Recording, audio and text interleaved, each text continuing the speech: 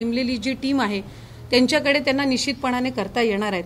कारण शेवटी 2 दिवसापूर्वी असणारे म्हणजे एका बाजूला मुलगी गमावल्याचं दुःख आणि दुसऱ्या बाजूला बाळ त्यांच्याकडे यावं ह्यासाठीची धडपड, या ह्याच्यामध्ये काही जे त्यांचे गेल्या काही महिन्यांचे जे काही आलेले अनुभव असतील ते कदाचित त्यांचे नमूद करायचे राहिलेले असतील, आणखीन काही ती तक्रार स्ट्रॉंग करण्याच्या दृष्टिकोनातून राहिलेले असतील, तर ते सुद्धा ज्या बाबी आहेत त्या कुटुंब निश्चितपणाने आणखीन त्याच्यामध्ये उलगडा करू शकतं।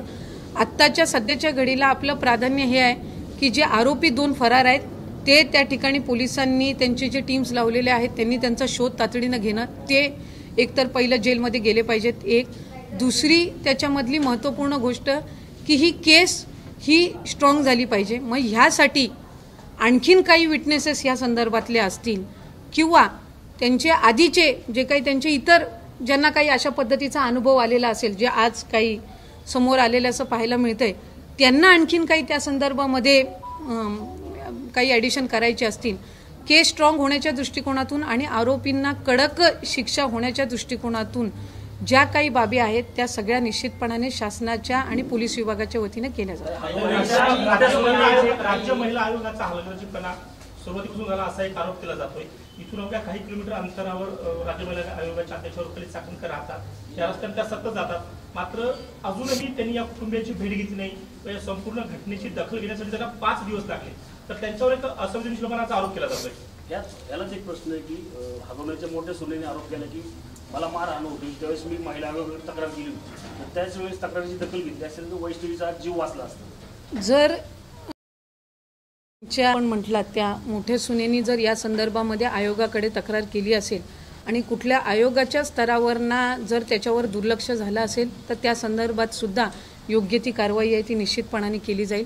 कारण कदाचित जर त्यावेळेला 6 महिन्यापूर्वी दक्षता घेतली गेली असती तर एक जिनी तक्रार केलेली आहे तिलाही न्याय मिळाला असता, आणि तसं पाहायला गेलं तर साधारणपणे तिचेही अनुभव जे काही आहेत ते त्या संदर्भातले म्हणजे मोठी ज्या आज ज्यांनी त्या संदर्भामध्ये माध्यमांसोबत किंवा पुढे येऊन ज्यांनी त्या संदर्भामध्ये उल्लेख केलेला आहे, आणि या कुटुंबाला म्हणजे वैष्णवीला पण आलेले अनुभव साधारणपणे समान आहेत। एवढंच आहे की त्यांनी ती तिच्या नवऱ्याची साथ असल्यामुळे ती तिथून बाहेर पडले आणि आज सुदैवाने ती सुखरूप आहे। पण तक्रार करून पण जर त्याच्यावर काही कारवाई झाली नसेल किंवा हलगर्जीपणा झालेला असेल तर निश्चितपणाने त्या संदर्भातली सुद्धा चौकशी ही केली जाईल, तातडीने केलेली जाईल, आणि कुणी जो हलगर्जीपणा केलेला असेल तर त्याला सुद्धा त्यामध्ये नीलम गोरेंनी एक वक्तव्य केलं की महिला आयोगाची पदं भरली नाही त्यामुळे ही घटना घडलेली नाही। नाही, शेवटी अशा पद्धतीची घटना घडते, निषेधार्थच आहे, दुर्दैवीच आहे, याबाबत काही दुमत असण्याचं काही कारण नाही आहे। आज सत्तेवर कोणी असलो, आज नीलमताई उपसभापती म्हणून आहेत, त्यांचेही काही विशिष्ट अधिकार असतात, आयोगाचे काही असतात, मंत्रालयीन स्तरावर असतात किंवा शासनाचे गृह विभागाचे किंवा इतर यांचे सुद्धा काही असतात। तर त्या संदर्भामध्ये मला असं वाटतं की कुटुंब म्हणून आत्ता त्या कुटुंबाला न्याय मिळवून देणं हे अधिकाधिक जास्त गरजेचं आहे।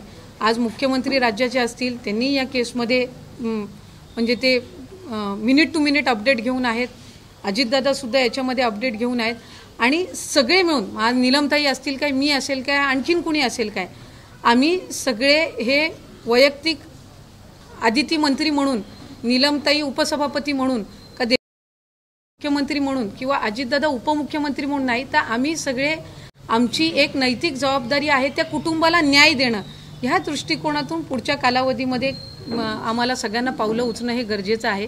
आज त्या कुटुंबाला कोण चुकलंय, कुणी काय केलंय याच्यापेक्षा आज त्यांनी लेक गमावलेली आहे आणि तिला न्याय देणं आणि त्या बाळाला सुखरूप ठेवणं, ह्या 2 गोष्टींचं त्यांचं प्राधान्य आहे।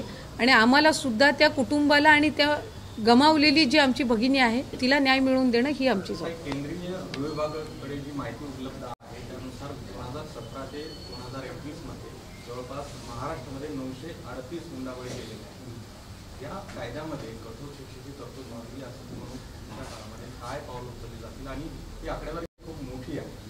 वैष्णवी म्हणता येईल दुर्दैवी मृत्यू झाला, पण एकूणच किती गांभीर्याने सरकार या सगळ्या प्रकरणाकडे बघते आणि काय? निश्चितच ज्या वेळेला शक्ती कायदा तयार करण्यात आला त्यावेळेला त्यामध्ये विविध गोष्टींची किंवा या सगळ्या बाबींचा त्याच्यामध्ये समावेश केला गेला। पण केंद्राचे काही कायद्यामध्ये जे काही बदल, चांगले बदल जे करण्यात आलेले आहेत ते शक्ती कायदा आणि ते थोडे सिमिलर होते, त्याच्यामुळे आता रिवाईज एक शक्ती कायदा त्याच्यामध्ये देवेंद्र फडणवीस साहेब स्वतः मुख्यमंत्री म्हणून त्याचा ते पाठपुरावा आणि ते कशा पद्धतीनं लवकरात लवकर केंद्र शासनाकडनं मंजूर होईल यासाठी सुद्धा प्रयत्न करत आहेत. पण साधारणपणे एक बाब आपण याच्यामध्ये लक्षात घेतली पाहिजे की अशा पद्धतीच्या केसेस म्हणजे आता ही जी 6 महिन्यापूर्वी जी काही तक्रार आली असेल आणि त्याची जर नोंद नसेल घेतली गेली तर गंभीरच आहेत. पण अशा पद्धतीच्या तक्रार जर महिला आयोग असेल किंवा इतर कुठल्या विभागांकडे किंवा गृह विभागाकडे प्राप्त झालेल्या असतील तर आज ही जी झालेली दुर्दैवी घटना आहे त्यानुसार त्या सगळ्या आलेल्या तक्रारींचा सुद्धा आम्ही त्या ठिकाणी जो काही रिव्ह्यू आहे तो घेऊ.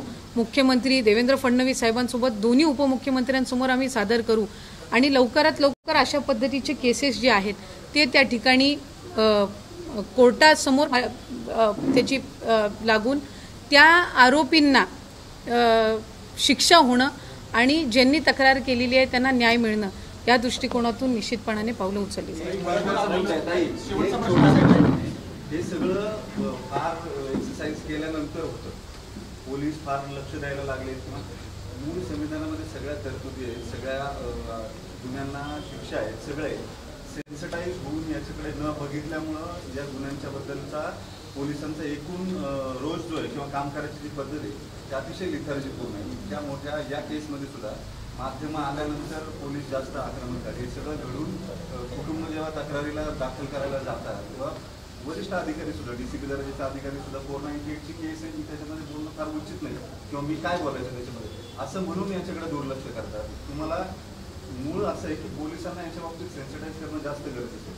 त्या अनुषंगाने तुम्ही काही करणार आहात का? त्यांना 2 प्रश्न तुम्ही विचारणार आहात की बाबा 5 दिवस का लागले? बाळ 2 दिवस तुम्ही पहिल्या प्रश्नाचं उत्तर दिलंच नाही. पोलिसांनी बाळ का आणून दिलं नाही? 2 दिवस का लागले? अज्ञात व्यक्तीने ते बाळ त्यांच्या हातात, आता त्याच्यात प्रोसिजर फॉलो झालेली आहे. ते बाळ आणून कुणी दिलं, ते कुणाच्या ताब्यामध्ये होतं, आधी काय झालं काहीच म्हणजे कुणी बोलणार नाही, काही रेकॉर्डवर घेणार नाही, फक्त राऊंड अप करायचं. नाही, मी आपल्याला म्हटल्याप्रमाणे मी या प्रश्नाचं उत्तर सुरुवातीला सुद्धा दिलं की 2-5 दिवसात जर पोलीस विभागाकडनं या संदर्भात काही हलगर्जीपणा झाला असेल तर निश्चितपणाने त्यांच्या ज्यांनी कोणी हलगर्जीपणा केला असेल त्यांच्यावर सुद्धा मुख्यमंत्री जे राज्याचे गृहमंत्री आहेत ह्यांनी त्या संदर्भामध्ये अतिशय बारकाईने लक्ष दिलेलं आहे. आणि जर कुठं त्यांना जी काही त्यांनी टीम्स नेमलेल्या आहेत किंवा जी काही ते माहिती घेत आहेत याच्यात कुठंही जरासाही हलगर्जीपणाचं हे त्यांना जर आढळलं तर ते निश्चितपणाने त्या संदर्भामध्ये योग्य ती कारवाई घेतील. कुठलाही अधिकारी आणि त्याच्याकडनं जर या केसमध्ये कुचराई झालेली असेल तर ती सरकारकडनं सहन करून घेतली जाणार नाही.